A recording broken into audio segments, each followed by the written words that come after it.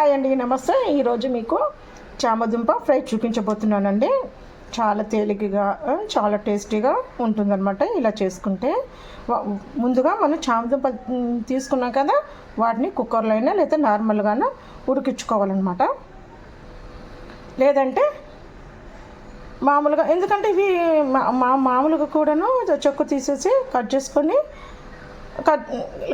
Fry చేసుకోవచ్చు. కానీ ఇవి దురదగా ఉంటాయి కాబట్టి కొంతమందికి పడదండి, చేతులు దురదగా వస్తాయి కాబట్టి. అందుకని చేతులకి పచ్చి ముట్టుకుంటే దురద వచ్చేవాళ్ళు కుక్కర్లోనన్నా లేదా మామూలుగా కొద్దిగా సాల్ట్ వేసి ఉడికించుకుంటే దురద అనేది రాదు. పొట్టు తీసుకుంటే చాలా ఈజీగా వస్తుంది అనమాట. లేదు మాకు ఎలాంటి దురదలు లేవండి, చేతికి రావు అంటే మామూలుగానే పైన ఉన్న పొట్టుని తీసి కట్ చేసుకోవచ్చు. ఇప్పుడు నేను ఏం చేశానంటే మామూలుగానే లైట్గా కొంచెం సాల్ట్ వేసి ఉడికించుకొని కట్ చేసుకొని పక్కన పెట్టుకున్నాను అనమాట. ఇప్పుడు మనం పాన్ పెట్టుకొని స్టవ్ వెలిగించేసుకుందామండి. మనం చామదుంపలు వేయించుకోవడానికి సరిపడా ఆయిల్ అయితే వేసుకుందాము.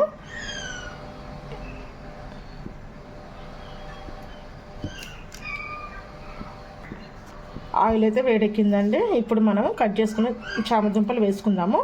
ఒక్కొక్కసారి చామదుంపలు కొంచెం ఒక్కొక్కసారి మెత్తగా ఉడికిపోతాయి కదా, అలాంటప్పుడు మనం ఈ చిన్న చిట్కా పాటిస్తే సరిపోద్ది అనమాట. అదేంటో చూపిస్తాను. ఒకసారి ఇదంతా కలుపుకుందామండి.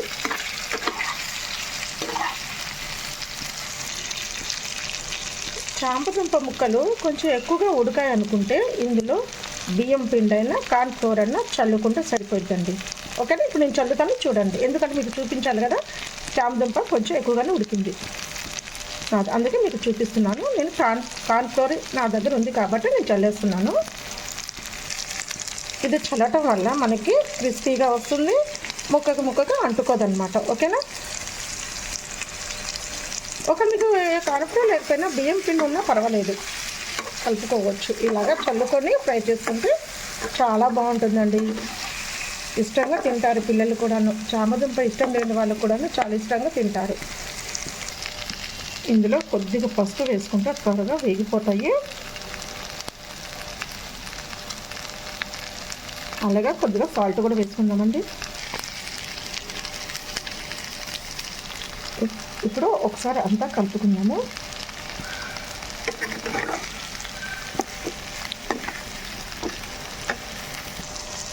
కలర్ చాలా త్వరగా వస్తుంది, చక్కగా వేగిపోతుంది అన్నమాట ఇలా చేసుకుంటే.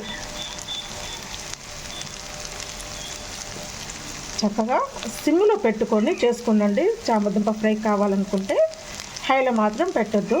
ఇవి మనం ఫ్రై అయినాక వీటిని తీసుకొని పక్కన పెట్టుకోవాలి. చూస్తున్నారు కదండి, అసలు ముద్ద అనేది లేదు కదా, విడివిడిగా ఉంది. ఒక్కొక్క చామదుంప ముక్క విడిగా ఉంది. ఎప్పుడైనా సరే ఇలా చేయొద్దు.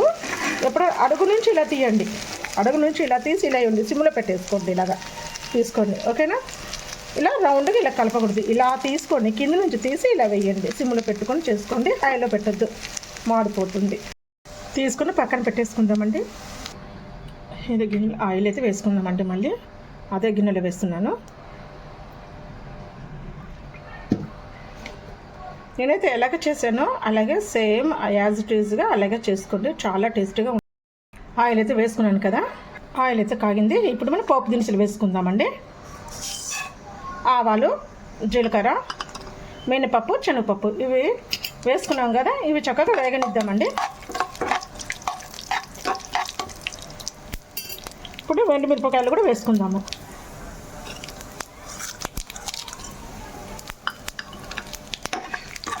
ఇందులో కొంచెం కరివేపాకు కూడా వేసుకుందామండి.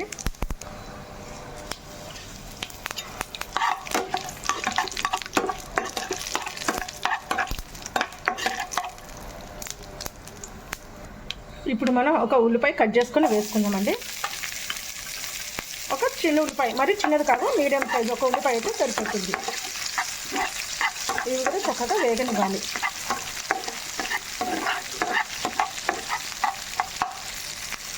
ఇప్పుడు మనం కట్ చేసుకున్న పచ్చిమిర్చి కూడా వేసుకున్నాను ఇందులో నేను 4 నిలువుగా చీర్చుకున్నానండి. ఇలాగా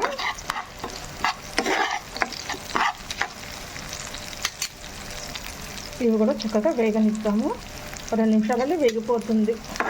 చాలా ఈజీగా రుచిగా చేసుకోవచ్చు అండి. మీరు ఇలా చేసుకున్నారంటే చాలా బాగుంటుంది. టేస్ట్ కూడా వేరే లెవెల్గా ఉంటుంది. ఉల్లిపాయలు చక్కగా మగ్గిపోయాయి కదా. ఇప్పుడు అల్లం వెల్లుల్లి పేస్ట్ వేసుకుందాము.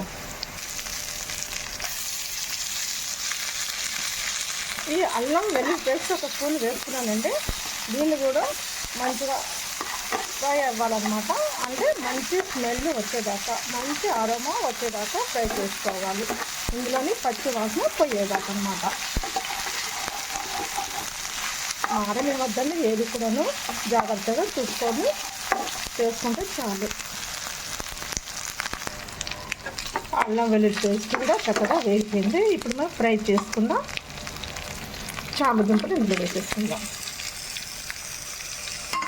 వేసుకున్నాం కదా. ఒకసారి అంతా కలిసేలాగా కలుపుకోవాలి. అంతా కలుపుకున్నాం కదండి. మనం కలిసేలాగా 1 2 నిమిషాలు ఇలాగే ఉంచేద్దాము.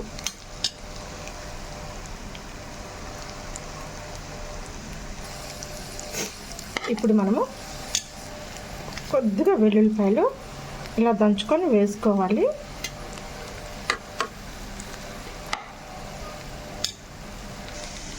అలాగే మనం ఇందులో సరిపడా కారం వేసుకోవాలి.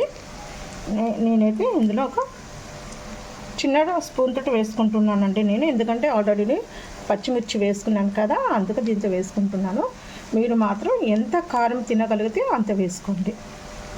ఉప్పు కూడా అంతేనండి. ఎవరి టేస్ట్ని బట్టి వాళ్ళు వేసుకోవాల్సిందే. ఇప్పుడు ఉప్పును కూడా 1 స్పూన్ వేసుకుంటున్నానండి. అలాగే ధనియాల పొడి, జీలకర్ర పొడి వేసుకుంటున్నాను. ఇప్పుడు ధనియాల పొడి అయినా జీలకర్ర పొడి వేసుకుంటున్నానండి ఇందులో. అలాగే కొంచెం ఎండు కొబ్బరి వేసుకుంటున్నాను పౌడర్ చేసుకొని. అలాగే కొద్దిగా గరం మసాలా పౌడర్ వేసుకోండి. ఓకేనా. ఇప్పుడు ఇదంతా కలిసేలాగా కలుపుకుందాము. చాలా బాగుంటుందండి. మీరు అసలు ఒకసారి చేసుకొని తినండి. ఎంత బాగుంటుందంటే మనం చారు చేసుకొని పక్కన పెట్టుకొని తినేసినా కూడా అంత బాగుంటుంది. ఇలాగైనా తిన్నా కూడా చాలా బాగుంటుంది. చూస్తున్నారు కదండి ఎంత పొడి పొడిగా వచ్చిందో. ఎక్కడైనా ముద్దలాగా కనిపిస్తుందా? లేదు కదా.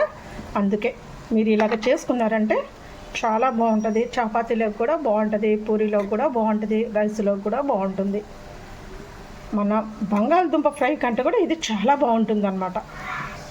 మనం చివరిగా కొద్దిగా నువ్వులు వేసుకుంటామండి. ఈ వేడికి చిట్పట్లాడిపోతుంది అంతే. ఎక్కువ వేగాల్సిన అవసరం లేదు. ఈ వేడికే చిట్పట్లాడిపోతుంది. ఇప్పుడు అంతా ఒకేలాగా కలిసేలా కలిపేసుకుందాం. ఇదంతా కలిసేలాగా నువ్వులు వేసుకున్నాం కదా. చాలా బాగుంటుంది నువ్వులు వేసుకుంటే. ఎంతో టేస్టీగా ఉండే చామదుంపల ఫ్రై రెడీ అయింది. చాలా టేస్టీగా ఉంటుంది. మన సైడ్ డిష్ కూడా చాలా బాగుంటుంది. ఒకసారి మీరు తప్పకుండా ట్రై చేయండి.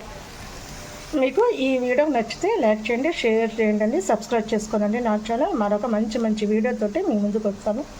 మొదటిసారిగా నా వీడియో చూసిన వాళ్ళంటే ప్లీజ్ ఒక లైక్ ఇవ్వండి. ఎందుకంటే ఇంకొంతమందికి రీచ్ అవుతుంది కదా నా ఛానల్ అనేది, వీడియో అనేది. నాకు కొంచెం హ్యాపీగా ఉంటుంది. మీరు నాకు ఒక ఎంకరేజ్ చేసినట్టుగా ఉంటుంది నాకు. ఓకేనా. మర్చిపోకండి. చూసి ఒక లైక్ ఇచ్చి వెళ్ళండి. మీకు నచ్చితే మీ ఫ్రెండ్స్కి షేర్ చేయండి. ఓకేనా. ఓకేనండి. బాయ్.